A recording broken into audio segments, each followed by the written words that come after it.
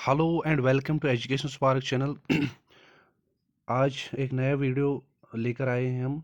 इसमें हम डिस्कस करेंगे क्लास 10th की जो फिज़िक्स और केमिस्ट्री है उसके इम्पॉर्टेंट क्वेश्चंस, क्योंकि उनका एग्ज़ाम अब 3 मार्च को है, यानी कि कल। तो आज हम डिस्कस करेंगे फिज़िक्स के कुछ इम्पॉर्टेंट क्वेश्चंस के ऊपर और देखेंगे कि कौन कौन सा क्वेश्चन जो है एक्सपेक्टेड है जो एग्ज़ाम में आपको देखने को मिलेगा। तो सबसे पहले देखेंगे हम कि जो फिज़िक्स में जो वेटेज है वो है आपकी टोटल में फिज़िक्स। अगर हम फिज़िक्स की बात करेंगे तो फिज़िक्स में आपके टोटल है 26 मार्क्स, और इसी तरह आपकी जो केमिस्ट्री है उसमें भी है 26, और जो आपकी बायो है तो बायो में है आपके 28 मार्क्स। ये टोटल मिला के बनते हैं आपके 0 80 मार्क्स, और आपकी जो 20 है वो इंटरनल, जो आपका पता ही होगा स्कूल के लेवल पे होता है इंटरनल, तो वो 20 मार्क्स आपके वहाँ से होते हैं। तो आज हम डिस्कस करेंगे फिजिक्स के कुछ इंपॉर्टेंट टॉपिक्स के बारे में जिस जिस जहाँ से क्वेश्चन आने के 90+% चांसेस है। तो सबसे पहला जो देखेंगे हम वो देखेंगे कि किस किस चैप्टर की कितनी वेटेज है। तो जो पहला यूनिट है आपका वो है लाइट। लाइट में अगर आप देखोगे, लाइट में टोटल में 8 मार्क्स है। इसी तरह जो आपका दूसरा है human I and colourful world, human I and colourful world, colourful world, इसमें है आपके 5 मार्क्स। ये दूसरा यूनिट हो गया। और जो तीसरा यूनिट है इसमें इलेक्ट्रिसिटी, तीसरा यूनिट जो है फिजिक्स का वो है इलेक्ट्रिसिटी, और इसमें आपके हैं 6 मार्क्स। मतलब यहाँ से जो क्वेश्चंस आएंगे वो टोटल 6 मार्क्स के आएंगे। इसी तरह जो लास्ट वाला है वो है magnetic effects of electric current, magnetic effects of magnetic effects of electric current, electric current, और यहाँ से जो जो इसकी वेटेज है वो है 7 मार्क्स की। तो टोटल मिला के अगर आप देखोगे 13, 19 और 7 हो गए 26, तो टोटल आपके 26 मार्क्स आएंगे फिजिक्स से। इसी तरह केमिस्ट्री से भी 26 और बायो से भी 28 आएंगे। और याद रखोगे आप, जो लॉन्ग आंसर क्वेश्चन होगा 5 मार्क का, वो फिजिक्स से एक क्वेश्चन आएगा, केमिस्ट्री से एक, और बायो से एक। मतलब कि हो गए, बायो से जो लॉन्ग आंसर क्वेश्चन आएगा 5 मार्क का एक आएगा, मतलब इसी तरह केमिस्ट्री से भी एक आएगा, और बायो से भी, फिजिक्स से भी। मतलब कि हो गए 5, 10 और 15, मतलब कि 15 मार्क्स आपको आएंगे इजीली, जो जिसमें आपको लॉन्ग आंसर एक करना होगा, फिजिक्स में एक, केमिस्ट्री में एक, और बायो में एक। तो आज हम डिस्कस करेंगे जो लाइट है आपकी लाइट, इसमें आप किन किन टॉपिक्स पे फोकस करोगे और कहाँ से क्वेश्चन आने के चांसेस है। तो जो लाइट है इसमें जो जो पहली जो टर्म है वो आपको पता ही होगी लाइट के बारे में। उसमें आपको कोई ना पूछेगा एग्जामिनर कुछ उसके रिलेटेड, वो जो रिफ्लेक्शन रिफ्रैक्शन है उसके रिलेटेड भी उतना कुछ नहीं आएगा। लेकिन यहाँ पे जो पहली टर्म है जिस पे आप फोकस करोगे वो है स्फेरिकल मिरर्स, स्फेरिकल मिरर्स, और इसके टाइप्स कनकेव मिरर और कन्वेक्स मिरर। एक तो इन इसको देख के जाओगे आप, और दूसरा जो इसमें है कनकेव मिरर और कन्वेक्स मिरर, उन दोनों को देख के जाओगे आप, convex mirror and concave mirror. अब इसमें आपको देखना क्या है, आपको खाली देखना है कि जो कन्वेक्स मिरर है इसका नेचर कैसा है और कनकेव मिरर का नेचर कैसा है। जब से कि आपने पढ़ा होगा कि कनकेव मिरर ऐसे होता है और कन्वेक्स मिरर ऐसे होता है। मतलब जो कनकेव मिरर होता है उसका जो आउटर सरफेस होता है उस पर पॉलिश लगी होती है, और रिफ्लेक्शन जो होती है वो इनर सरफेस, मतलब कि अंदर इस सरफेस, इस वाली सरफेस जो इसकी अंदर वाली सरफेस होती है उस पर रिफ्लेक्शन होती है। और ये आपका कन्वेक्स होता है, इसमें आउटर सरफेस पे रिफ्लेक्शन होती है, और यहाँ से ये कोटिंग किया हो जाता है, मतलब इसकी कोटिंग करते हैं हम यहाँ से। अब इसका नेचर आपको याद क्या रखना है कि जो कनकेव मिरर है, जितनी भी लाइट रेज इस पे फॉल करती है ये उनको कन्वर्ज करता है एक पर्टिकुलर पॉइंट पे। ये इसका नेचर हो गया, और इसी तरह इसका भी नेचर आप याद रखोगे। दूसरा कि जो कनकेव मिरर है इसमें जो फोकस होता है वो रियल होता है, मतलब कि सच सच का फोकस होता है इसमें, मतलब ऐसे समझोगे आप, रियल फोकस होता है। और जो कन्वेक्स मिरर होता है इसका फोकस जो होता है वो वर्चुअल होता है, मतलब नकली, ऐसे समझो आप, नकली फोकस होता है। क्योंकि इसमें जो लाइट रेज है वो रिफ्लेक्ट ऐसे होती है, उनको मिलाने के लिए हमें क्या करना पड़ता है, उनको प्रोड्यूस करना पड़ता है इसीलिए। और यहाँ पे जो लाइट रे जो रिफ्लेक्ट होती है वो जो ऑरिजिनल रिफ्लेक्टेड रेज होती है वो मिलती है, इंटरसेक्शन जो होता है रिफ्लेक्टेड रेज का वो एक्चुअल में होता है, तो इसलिए इसमें जो फोकस होता है वो रियल होता है और कन्वेक्स का वर्चुअल। और इसी तरह इसमें कन के मिरर में आप क्या याद रखोगे, और एक पॉइंट, कि ये जो इमेज बनाता है ये किस नेचर की इमेज बनाता है, रियल, इन्वर्टेड, वर्चुअल या इरेक्ट। याद रखोगे आप कि जो कन के मिरर है ये बनाता है रियल एंड इन्वर्टेड, बस ये इसमें याद रखना है। और दो इसमें क्या याद रखोगे, वर्चुअल और इरेक्ट, बस ये देख के जाओगे आप। और इसी तरह थोड़ा बहुत आप यूजेस पे ध्यान दोगे आपके, जो कनके मिरर है इसका यूज़ कहाँ पे करते हैं हम, और कन्वेक्स मिरर का यूज़ कहाँ पे करते हैं हम। हो गया ये पहला पॉइंट, इसको अच्छी तरह देख के जाओगे आप, इस पे एमसीक्यू आ सकता है। अब दूसरी दूसरा इसके बाद जो है इमेज फार्मेशन। कनके मिरर में जो 6 केसेस है, 6 केसेस इमेज फार्मेशन के, उनको आप अच्छी तरह देख के जाओगे, उन पे कन्फर्म एक एमसीक्यू आता है। क्या बताए कि जो इमेज है वो कहाँ पे बनती है, अगर ऑब्जेक्ट को between focus and centre of curvature रखते हैं हम, तो इमेज कहाँ पे बनेगी, उनको आप अच्छी तरह देख के जाओगे, एक पे एमसीक्यू ज़रूर पूछा जाता है। उसके बाद इसी तरह जो कन्वेक्स मिरर में 2 केसेस है इमेज फार्मेशन की, उनको भी देख के जाओगे आप अच्छी तरह से, उस पर भी आ सकता है। लेकिन ज़्यादा चांसेस जो है वो है कनके मिरर के, क्योंकि इसमें 6 केसेस है। तो ये हो गया कनके स्फेरिकल मिरर्स पे। अब हम्म, उसके बाद इसमें देखोगे आप मिरर फार्मूला, मिरर फार्मूला देखोगे आप, क्योंकि इस पे न्यूमेरिकल कन्फर्म आती है। और mirror formula 1/v plus 1/u is equal to 1/f, ये आपको पता ही होगा। v क्या होती है, इमेज डिस्टेंस, ये ऑब्जेक्ट डिस्टेंस होती है, ये फोकल लेंथ।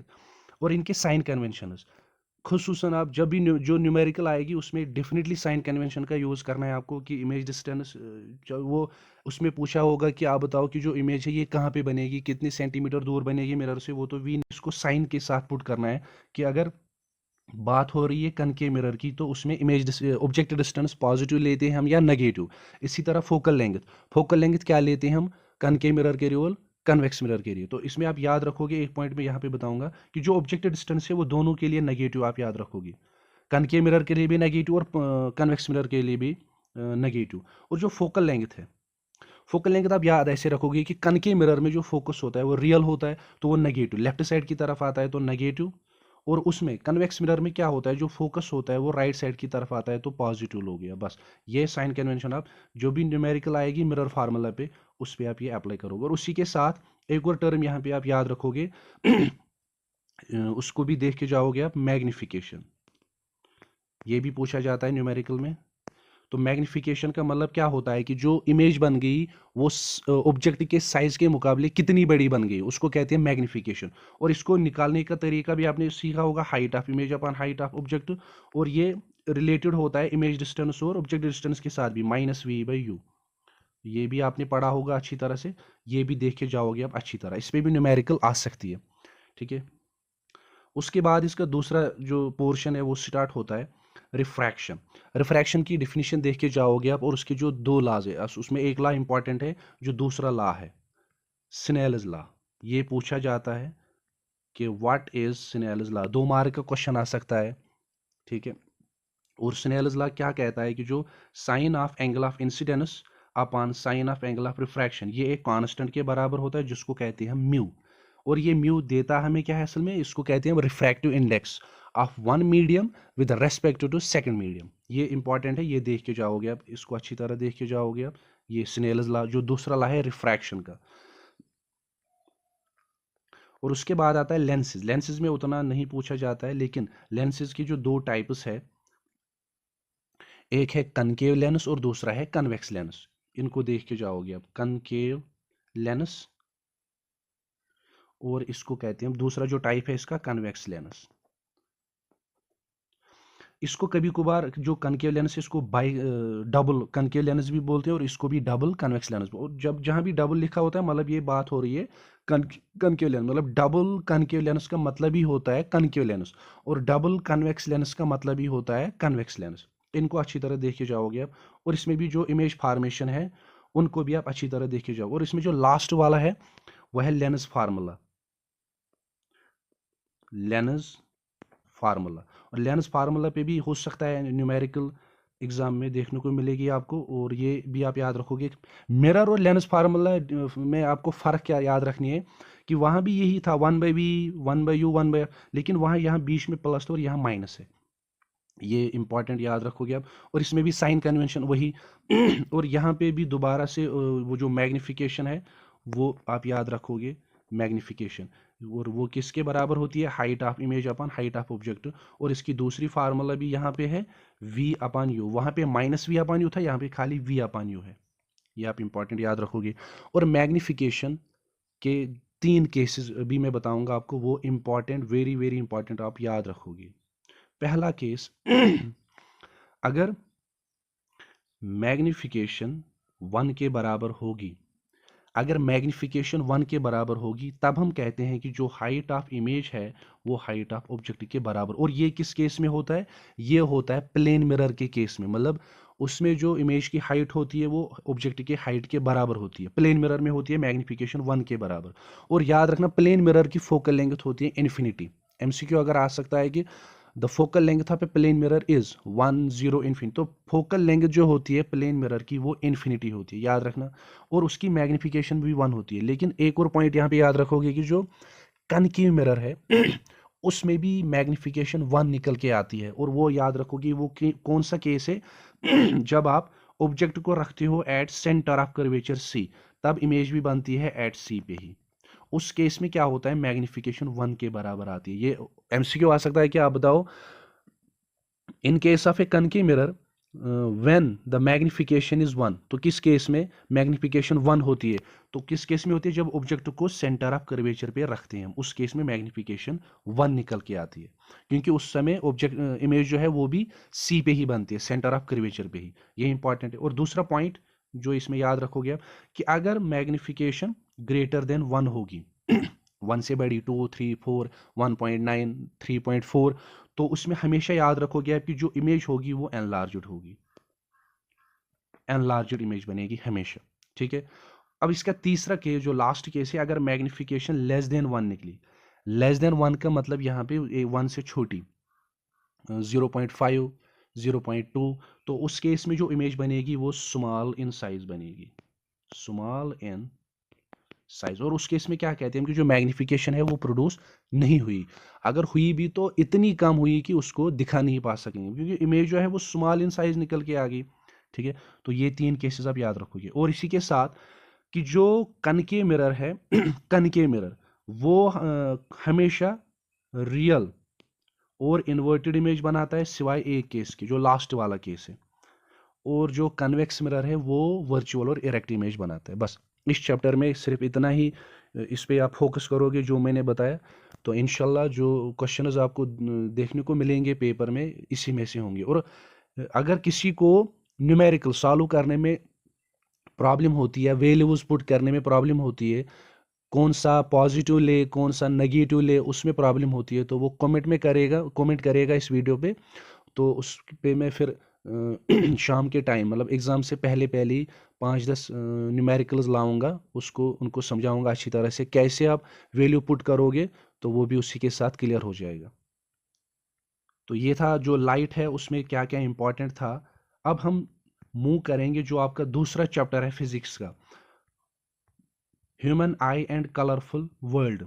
उसमें आपके टोटल में रहेंगे 5 मार्क्स, और उसमें क्या क्या इंपॉर्टेंट है उतना उसमें नहीं है, 5 ही मार्क्स का यूनिट है, तो उसमें उतना आपको पढ़ना नहीं है। अब उसमें पहली जो टर्म है वो ह्यूमन आई है, ह्यूमन आई। इसके जो पार्ट्स है सब कॉर्निया है, आइरिस है, प्यूपिल है, विट्रस ह्यूमर है, ऑप्टिक नर्व है, रेटिना है, वो जितनी भी टर्म्स है उनको आप थोड़ा जहन में रखोगे कि कौन सी टर्म क्या है।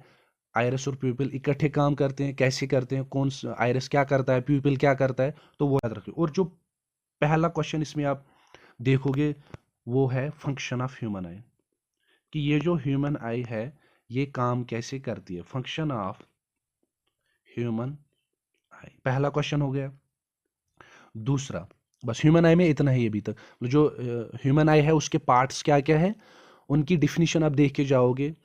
और जो क्वेश्चन जिस पे आप ज़्यादा फोकस करोगे वो है फंक्शन ऑफ ह्यूमन आई, पहला क्वेश्चन, इसको अच्छी तरह देख के जाओगे आप। दूसरा, उसके बाद आता है इसमें power of accommodation, very very important, power of accommodation.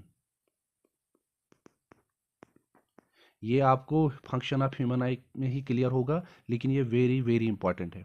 Power of accommodation के, ये वो एबिलिटी होती है आई की कि जो हमें मदद करती है किसी दूर के ऑब्जेक्ट को देखने में भी और नज़दीक के ऑब्जेक्ट को देखने में भी, उसको कहते हैं हम पावर ऑफ एकोमोडेशन। और कैसे करती है ये आपने पढ़ा ही होगा, by the action of ciliary muscles. Ciliary muscles contract करते हैं, रिलैक्स करते हैं, जब नज़दीक देखना होगा क्या करती है, जब दूर का देखना होगा तो क्या करती है, ठीक है। और कैसे करती है, फोकल लेंथ को चेंज करती है, उसको कहते हैं पावर ऑफ एकोमोडेशन। ये वेरी वेरी इंपॉर्टेंट है, इसको देख के जाओगे आप, ठीक है। उसके बाद इसमें आता है डिफेक्ट्स ऑफ विजन। अभी तक हो गए दो क्वेश्चन, एक तो फंक्शन ऑफ ह्यूमन है, दूसरा हो गया पावर ऑफ एकोमोडेशन, और तीसरा क्वेश्चन जो है वो है डिफेक्ट्स ऑफ विजन। ये भी देख के जाओगे आप, इंपॉर्टेंट है। जो पहला डिफेक्ट है इसमें वो है मायोपिया, मायोपिया, और इसका दूसरा नाम है नियर साइटेडनेस, या इसको शॉर्ट साइटेडनेस भी बोलते हैं, इसको देख के जाओगे आप, वेरी वेरी इंपॉर्टेंट। मायोपिया होता क्या है, इसकी करेक्शन कैसे होती है, ठीक है। इसमें कितना पावर लगेगा, कितनी फोकल लेंथ, वो नहीं पूछी जाएगी, सिंपल पूछा जाएगा कि आप बताओ मायोपिया डिफेक्ट है क्या, इसको कैसे करेक्ट करते हैं, किस लेंस का यूज़ करते हैं हम, जो जिससे मायोपिया ठीक होता है, तो ये देख के जाओगे। और दूसरा जो इसमें है वह है हाइपरमेट्रोपिया।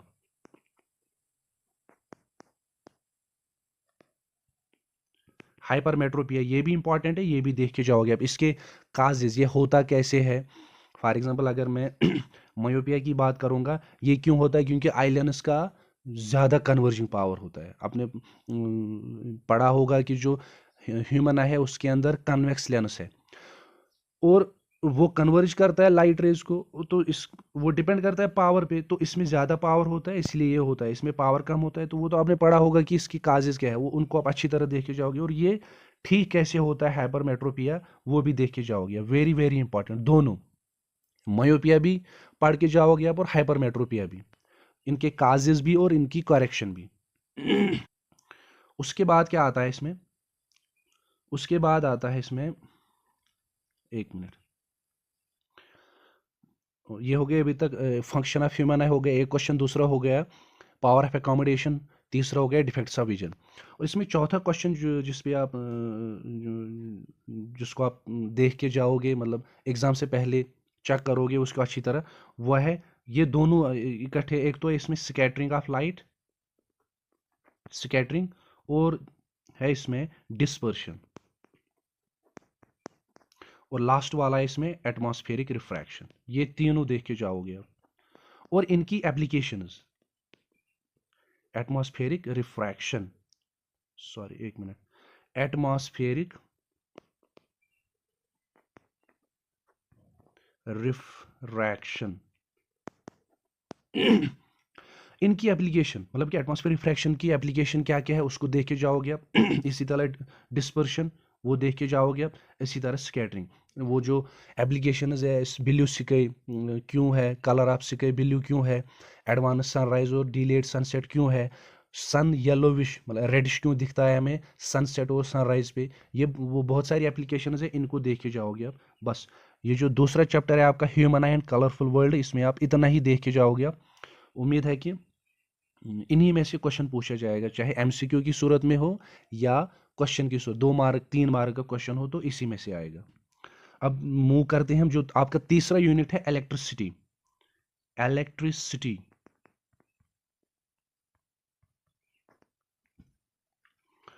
इलेक्ट्रिसिटी में आप क्या याद करोगे, इसमें कौन कौन से टॉपिक देख के जाओगे आप। जो पहला टॉपिक है वो करंट है, इसको ये तो बहुत ही आसान है, करंट आज जिसको हम आज से डिनोट करते हैं हम, ये देख के जाओगे आप। I is equal to q upon t, charge upon time, flow of electric charge per unit time, इसको कहते हैं इलेक्ट्रिक करंट। ये देख के जाओगे आप। और चार्ज होता क्या है, चार्ज की डिफिनीशन और इसकी प्रॉपर्टीज ये देख के जाओगे आप। प्रॉपर्टीज ऑफ चार्ज, ठीक है, ये देख के जाओगे आप, ये इंपॉर्टेंट है। और उसके बाद electric potential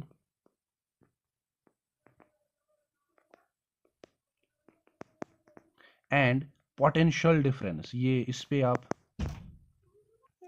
electric potential and potential difference इसको देख के जाओगे आप, ठीक है, ये इंपॉर्टेंट है।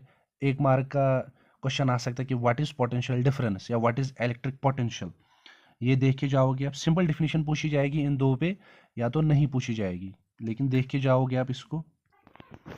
और उसके बाद तीसरा जो इसमें देखोगे आप वो ओम्स लॉ, ये तो आपको पता ही होगा, ये इंपॉर्टेंट है। इसका ग्राफ कैसा बनता है ओम्स लॉ का, और उस ग्राफ का स्लोप हमें देता क्या है वो देख के जाओगे आप। वो इसमें ग्राफ किस किस के बीच प्लॉट करते हो, वी और आई, या आई और वी, वोल्टेज यहाँ से लो वहाँ से। तो जो ग्राफ बनता है वो स्ट्रेट लाइन बनती है और उसका स्लोप हमें देता है रेजिस्टेंस, ठीक है, ये आपने पढ़ा ही होगा। इसको देख के जाओगे अच्छी तरह होगा, इसको देख के जाओगे अच्छी तरह। उसके बाद रेजिस्टेंस होती क्या है, रेजिस्टेंस होती क्या है, और ये रेजिस्टेंस किन किन फैक्टर्स पे डिपेंड करती है, factors on which it depends. यहाँ पर एक एडिशनल क्वेश्चन में इंपॉर्टेंट रखूंगा जो आप खुद से चेक करोगे, आ सकता है एग्जाम में, कि जो हमारे घर में इलेक्ट्रिकल अप्लायंसेस होते हैं, जैसे कि हीटर है हमारे पास, गीज़र है, बॉयलर है, ये जो जब हम इनको यूज़ करते हैं हम, या इलेक्ट्रिक बल्ब है, ज़्यादा टाइम तक इनको हम यूज़ करते हैं, तो जैसे कि हीटर की एग्जांपल लेंगे हम उसका जो कार्ड होता है, जो वायरिंग होती है, वो तो ग्लो नहीं करती है ना, वो जलती है, लेकिन वो जो कॉइल इसके अंदर होती है वो ग्लो करती है, वो रेडनेस होती है। तो वो मेल्ट क्यों नहीं होती है, वो किस चीज़ से बनी होती है ऐसी कि वो मेल्ट नहीं होती है, उसको ये क्वेश्चन आ सकता है एग्जाम में, ठीक है। वाई इलेक्ट्रिक टोस्टर्स या इलेक्ट्रिक गैजेट्स में वो एलॉय से क्यों बने होते हैं रादर देन प्योर मेटल। तो इस ये इंपॉर्टेंट क्वेश्चन है, ये इसको देख के जाओगे आप, ठीक है। और उसके बाद इसमें आता है कॉम्बिनेशन ऑफ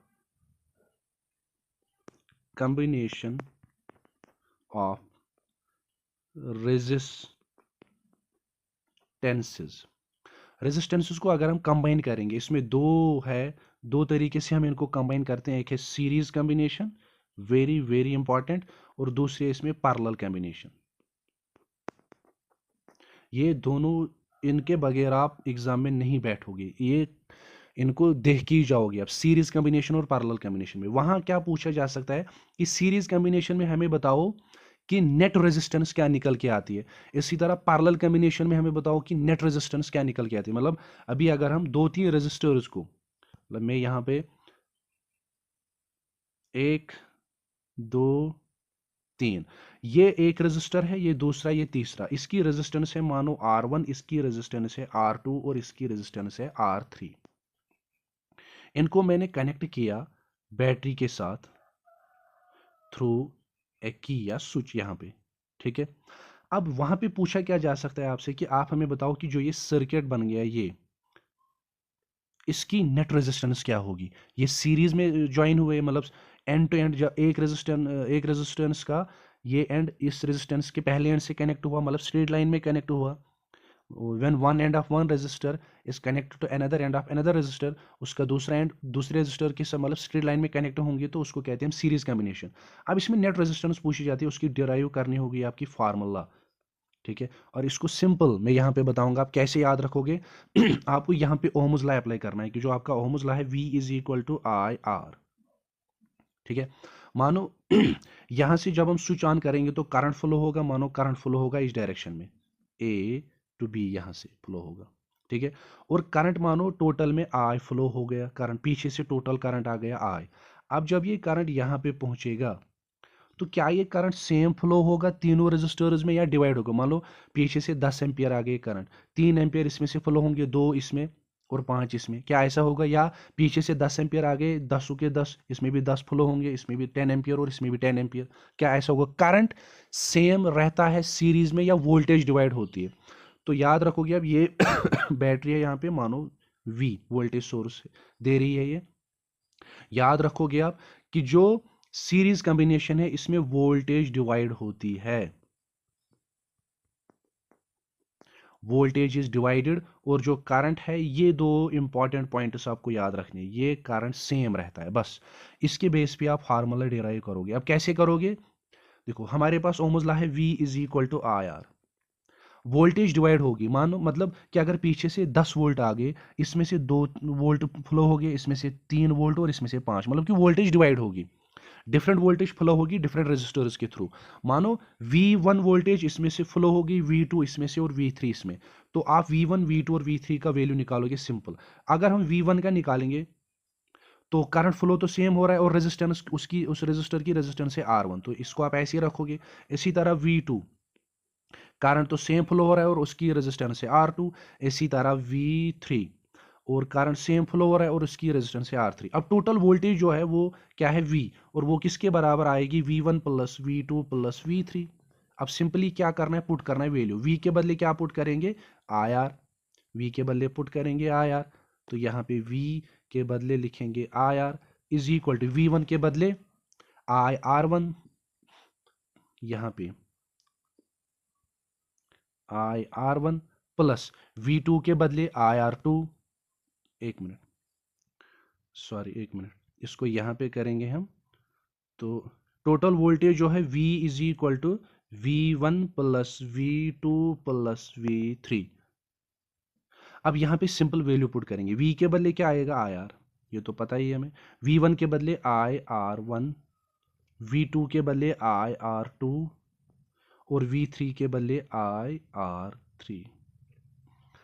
अब इसमें अगर आप देखोगे राइट साइड में I तो कॉमन आएगा और लेफ्ट साइड में क्या बचेगा? IR, और इसमें से I कॉमन आएगा, तो जब I कॉमन लेंगे हम तो यहाँ बचा R1 R2 R3, तो यहाँ बचा R1 plus R2 plus R3, I और I कैंसल, तो R is equal to R1 plus R2 plus R3, मतलब इसको हम डिनोट करेंगे RS, मतलब कि जो टोटल रेजिस्टेंस है सीरीज कॉम्बिनेशन में वो निकल के आ गई। जितने भी रेजिस्टर्स है जिनको हमने कंबाइन किया सीरीज में, उनकी इंडिविजुअल रेजिस्टेंसेस के सम के बराबर R1 plus R2 plus R3, ये पूछा जा सकता है एग्जाम में। इसी तरह पैरेलल में इसका उल्टा याद रखोगे। सीरीज में क्या होता है? वोल्टेज डिवाइड होती है और करंट सेम होता है, और अब पैरेलल में उल्टा होगा, उसमें वोल्टेज डिवाइड होगी और सॉरी उसमें करंट डिवाइड होगा और वोल्टेज सेम रहेगी। बस उसी बेस पे फिर डिराइव करोगे आप पैरेलल कॉम्बिनेशन के लिए फार्मूला। उम्मीद है कि आपको समझ आया होगा। अब और इसमें क्या है डोमेस्टिक इलेक्ट्रिक सर्किट, वो तो शायद डिलीट हुआ है आपके सिलेबस से, बस इसमें इतना ही आप देख के जाओगे, इसी में से क्वेश्चन आएगा। कन्फर्म है इस पे कन्फर्म है कि इस पे क्वेश्चन कन्फर्म आएगा। जो भी मैंने गेस बताई आपको, जिस जिस टॉपिक्स का मैंने नाम बताया, उसमें से कन्फर्म क्वेश्चन आएगा। खाली आप इन्हीं को देख के जाओगे, आप उतना डीप नहीं पढ़ोगे आप। अब उसके बाद है इसका लास्ट यूनिट जिसका नाम है magnetic effects of electric current. Magnetic effects of electric effects of electric current. इसके आपके है 7 मार्क्स। जो पहला टॉपिक या पहला क्वेश्चन इसमें देख के जाओगे आप, वो देख के जाओगे आप मैग्नेट। मैग्नेट होता क्या है और इसकी properties, magnet and its properties. ठीक है, मैग्नेट होता क्या है, इसकी प्रॉपर्टीज क्या है। और दूसरा इसमें देख के जाओगे आप बार मैग्नेट। बार मैग्नेट होता क्या है, या इसी के साथ एक और मैग्नेट होता है जो इलेक्ट्रिसिटी पे ज़्यादा डिपेंडेंट होता है। छोड़ो उसको, आप बार मैग्नेट ही पढ़ के जाओगे आप। या तो बार मैग्नेट पे क्वेश्चन आ सकता है कि बार मैग्नेट होता क्या है, व्हाट इज़ बार मैग्नेट, या सिंपल मैग्नेट होता क्या है और इसकी कुछ प्रॉपर्टीज़ लिखो आप। उसके बाद तीसरा जो इम्पॉर्टेंट है इसमें, मैग्नेटिक फील्ड। Magnetic field. और इसी मैग्नेटिक फील्ड के साथ साथ एक और इंपॉर्टेंट टर्म है इलेक्ट्रिक फील्ड। इलेक्ट्रिक फील्ड, ये दोनों टर्म्स इंपॉर्टेंट है और इनकी प्रॉपर्टीज, ज्यादातर ये मैग्नेटिक फील्ड की प्रॉपर्टीज, इसकी प्रॉपर्टीज डेफिनेटली पढ़ के जाओगे आप कि मैग्नेटिक फील्ड की प्रॉपर्टीज है क्या। ये मैं यहाँ नीचे समझाऊंगा आपको। अगर यहाँ पे मैं कोई चार्ज लूंगा, फॉर एग्जांपल क्यों चार्ज लिया मैंने, ये रेस्ट पे है, मतलब ये मूव नहीं कर रहा है, रेस्ट पे है, इसके अराउंड एक स्पेस डेवलप होती है अगर ये रेस्ट में होगा, जिसमें ये स्पेस जो ये दायरा मैंने बनाया ये अगर मैं दूसरा कोई टेस्ट चार्ज या दूसरा कोई चार्ज लाऊंगा यहाँ पे, ये चार्ज और ये चार्ज अगर सेम नेचर के होंगे या तो अट्रैक्ट करेंगे या रिपल करेंगे। हमने पढ़ा है अगर पॉजिटिव नेगेटिव होगा, अनलाइक चार्ज तो अट्रैक्ट करेंगे, नेगेटिव नेगेटिव या पॉजिटिव पॉजिटिव सेम नेचर के होंगे तो रिपल करेंगे। अगर ये पॉजिटिव, ये चार्ज ये यहाँ पे मैंने रखा और इसके इर्द गिर्द ये स्पेस मैंने बनाई, ये एरिया, ये वाला एरिया, ये रेस्ट पे है चार्ज, ये चार्ज मैंने यहाँ पे लाया, ये चार्ज जब यहाँ पे पहुंचा तो इस चार्ज ने इस चार्ज के ऊपर कोई कुछ ना फोर्स डेवलप किया ना कुछ किया, मतलब कि इस चार्ज पे कुछ नहीं हुआ, कुछ असर ही नहीं हुआ। अब अगर इसको मैं थोड़ा और नज़दीक लाऊंगा, मतलब कि यहाँ पे लाऊंगा इस पॉइंट पे, पॉइंट ए पे, तो आप देखोगे कि या तो ये दो चार्जेस आपस में रिपेल करेंगे, ये इसको दूर फेंकने की कोशिश करेगा या अपनी तरफ लाने की कोशिश करेगा। मतलब हम कहेंगे कि असल में जो ये दायरा बनाया मैंने यहाँ पे, ये एक स्पेस है जिसके अंदर अगर मैं दूसरा चार्ज लाऊंगा या तो वो इस चार्ज से रिपेल करेगा या अट्रैक्ट करेगा, और इसी स्पेस, इसी एरिया को कहते हैं हम इलेक्ट्रिक फील्ड। इलेक्ट्रिक फील्ड एक स्पेस होती है, एक एरिया होता है डेवलप जो होता है एक चार्ज के इर्द गिर्द। अगर हम उस एरिया में दूसरे चार्ज को लाएंगे, उस चार्ज पे या तो वो उसको रिपेल करेगा या अट्रैक्ट करेगा, बस उसको सिंपल टर्म्स में इलेक्ट्रिक फील्ड कहते हैं। अब अगर ये चार्ज रेस्ट के बदले में मोशन में होगा, रेस्ट के बदले मोशन में होगा, तब ये मैग्नेटिक फील्ड भी डेवलप करता है बस। तो मैग्नेटिक फील्ड डेवलप तब होता है जब एक चार्ज मोशन में होगा। अगर एक चार्ज रेस्ट में है खाली इलेक्ट्रिक फील्ड डेवलप करता है, अगर चार्ज मोशन में है इलेक्ट्रिक फील्ड भी डेवलप करता है और साथ में मैग्नेटिक फील्ड भी, ठीक है। और इसमें आप इंपॉर्टेंट देख के जाओगे, आप जो पहला एक्सपेरिमेंट किया था हेनरी ने, हेनरीज एक्सपेरिमेंट, सॉरी ऑरस्टेड एक्सपेरिमेंट, थोड़ा हायर पहुंच गया, ऑरस्टेड एक्सपेरिमेंट। इसका एक्सपेरिमेंट देख के जाओ, इसने एक्सपेरिमेंट में क्या किया था, वो कॉइल ली थी, फिर उसमें वो चार्ज लिया था, करंट उसको उसमें कॉइल में से करंट को पास किया, फिर एक कंपास नीडल को साइड में रखा, उसने डिफ्लेक्शन दिखाई। तो उसको अच्छी तरह पढ़ के जाओगे आप, वहाँ क्वेश्चन आ सकता है कि आप बताओ कि कंपास नीडल डिफ्लेक्ट क्यों हो गई, क्योंकि उस पर फोर्स डेवलप हो गया इसलिए वो डिफ्लेक्ट हो गई, ठीक है। वो पढ़ के जाओगे आप, ऑरस्टेड एक्सपेरिमेंट के जो कंक्लूजन्स है उनको अच्छी तरह देख के जाओगे आप, ठीक है। ये हो गया ऑरस्टेड, हेनरी ऑरस्टेड एक्सपेरिमेंट, किसने एक्सपेरिमेंट किया कैसे, और उसके conclusions, very very important conclusions क्या क्या थे, और मैग्नेटिक फील्ड की प्रॉपर्टीज, मैग्नेटिक फील्ड की प्रॉपर्टीज इंपॉर्टेंट है, वो भी देख के जाओगे आप। उसके बाद इसमें तीसरा पॉइंट जो देख के जाओगे आप इंपॉर्टेंट, कि मैग्नेटिक फील्ड जो है एक अब एक मिनट, मैग्नेटिक फील्ड, अब मैग्नेटिक फील्ड को शॉर्टकट में बी से लिखूंगा। मैग्नेटिक फील्ड ये एक वेक्टर क्वांटिटी है।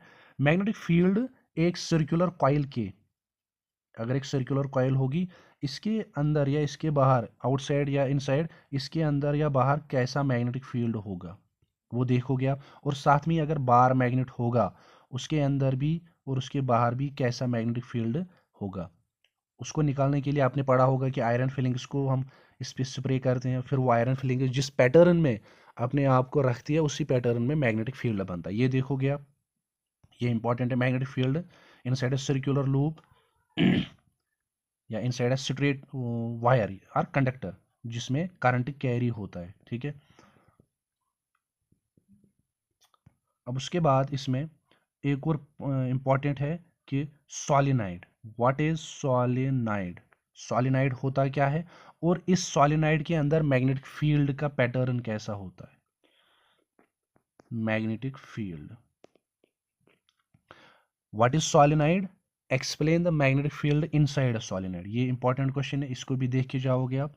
और इसी के साथ मैग्नेटिक फील्ड की जो डायरेक्शन है वो 2-3 रूल से निकालते हैं हम। उसमें इंपॉर्टेंट रूल एक है Maxwell's corkscrew rule, Maxwell's corkscrew rule. दूसरा है इसमें face clock rule, face clock rule. तीसरा है इसमें Fleming's left hand rule, force की डायरेक्शन निकालने के लिए फ्लेमिंग्स लेफ्ट हैंड रूल। ये तीनों रूल्स आप इंपॉर्टेंट है, ये तीनों रूल्स आप देख के जाओगे, ठीक है। बस इस चैप्टर में इतना ही। तो मुझे उम्मीद है कि जितने भी क्वेश्चंस मैंने बताए, जितने भी टॉपिक्स मैंने बताए, मुझे उम्मीद है कि इन्हीं में से क्वेश्चन आएगा। चाहे लॉन्ग आंसर होगा, एमसीक्यू होगा, शॉर्ट आंसर होगा, 2 मार्क का, 3 मार्क का, तो इसी में से क्वेश्चन आएगा। तो आप ये पूरा एक बार इसको देखना। और अगर कहीं पे कोई चीज़ एक्सप्लेन करनी होगी, चाहे न्यूमेरिकल होगी या टॉपिक होगा, कहीं पे डाउट होगा, जो नहीं आता होगा या समझ नहीं आता होगा, तो आप कमेंट कीजिए। उसके बाद मैं उस पर जल्दी वीडियो लाऊंगा एग्ज़ाम से पहले ही, ठीक है। Thanks for